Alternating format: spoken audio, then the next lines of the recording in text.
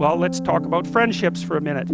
Here's how you know if someone's your friend. A, you can tell them bad news and they'll listen. They won't tell you why, you're stupid and why that bad thing happened to you and how something worse happened to them once and, derail the whole conversation. You can actually tell them bad news and they'll listen. So that's a good thing. And then this is a weirder thing. You can tell them good news and they'll help you celebrate.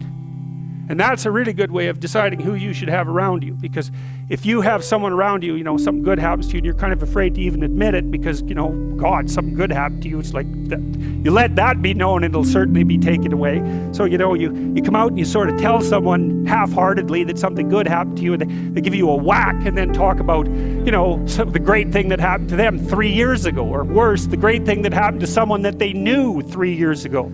It's like, go away from that person. They're not helpful to you, and they're not helpful to themselves either. And so you want to you got to think about this. You got to surround yourself with people who want the best for the best part of you.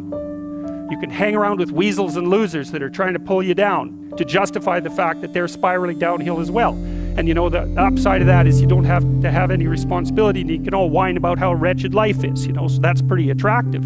But I would say it's also a bad medium to long-term plan. And so it's acceptable and desirable to try to surround yourself with people who are facilitating your development. And you might say, well, I've got people around, I know them well, they're not doing that well, and they don't fit into that category. It's like,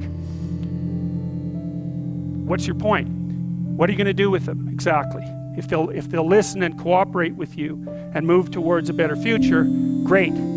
If they don't pay any attention and they keep doing the same damn things over and over and they're not going anywhere and it's painful, then maybe the proper thing to do is say, you just have your misery.